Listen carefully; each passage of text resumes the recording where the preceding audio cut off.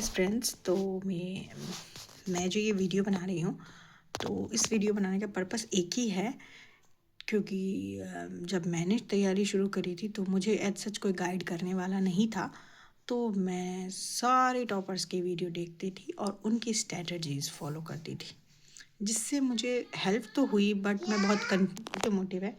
मैंने अपने 7 साल इस एग्ज़ाम को दिए हैं और तब मुझे पता चला कि एग्जैक्टली क्या करना चाहिए। बहुत से लोग कोचिंग ले लेते हैं और बहुत से लोग सेल्फ गाइड से पढ़ते हैं, तो उनका 1 या 2 अटैम्प्ट में निकल जाता है, बट जिनका नहीं निकलता उनके सालों के साल बर्बाद हो जाते हैं। तो अभी 4 मंथ बचे हुए हैं यूपीएससी प्रीलिम्स के लिए। तो ये वीडियो मैं जनरली सबके लिए बना रही हूँ जिनका फर्स्ट अटैम्प्ट है, सेकंड है, थर्ड है, फिफ्थ है, जो भी है, ठीक है।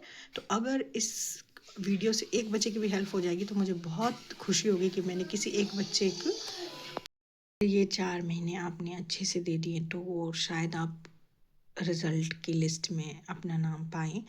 और देखो, मेहनत सभी करते हैं, जितने बच्चे फॉर्म भरते हैं, कोई 7 घंटे, कोई 8 घंटे, कोई 10 घंटे, बट आपको ये समझना है कि आपको इस तरह से मेहनत करनी है जिससे कि आपका आउटपुट आ पाए। नहीं तो सालों के साल बर्बाद हो जाते हैं यार, और ना हम स्किल सीख पाते हैं, ना खुद को अपडेट कर पाते हैं, और एक सपने के पीछे, ड्रीम के पीछे पूरे मतलब एक हाफ जर्नी जो होती है वो निकल जाती है।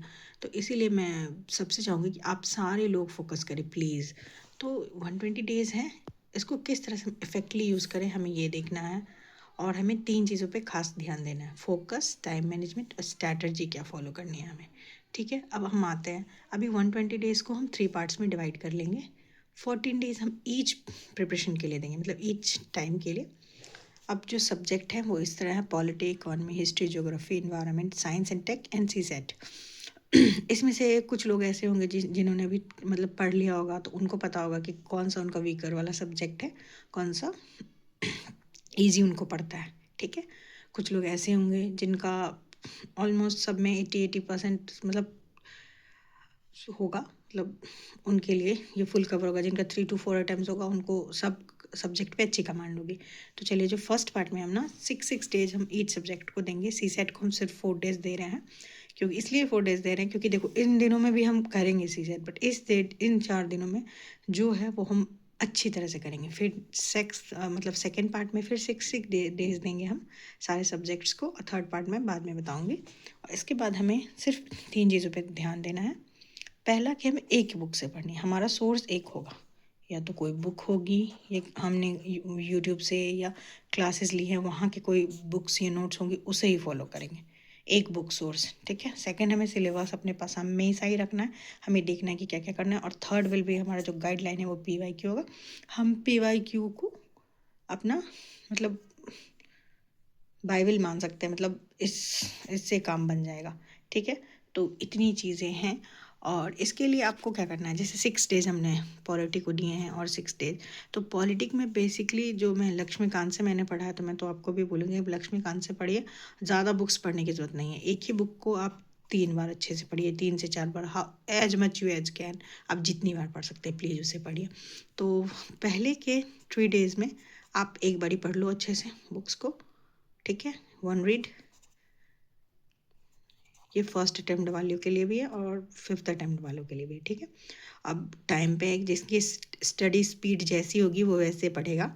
तो जैसे मेरी है कि मैं पॉलिटी को मतलब पूरा पॉलिटी 6 to 7 डेज में कवर कर लेती हूँ। तो अभी 3 डेज या 4 डेज में आप एक बार ही रीड करके फिर उसके बाद उसका PYQ बनाइए और कुछ मॉक्स दीजिए, किसी भी इंस्टीट्यूट के मॉक्स दे सकते हैं आप। और अब उसके बाद जो आपका वीकर सेक्शन है, उसके बाद जो आपका वीकर टॉपिक है और सब्जेक्ट भी उसमें पता चल जाएगा, क्लास चैप्टर, उनको अच्छी तरह से कंप्लीट कर लीजिए, एक बार फिर से रिवाइज कर लीजिए। अब जो 3 दिन बचे ना आपके, आप 6 डेज दे रहे हैं, तो 3 दिन जो बचे उसमें आप क्या कीजिए, एक बार और रीड कीजिए।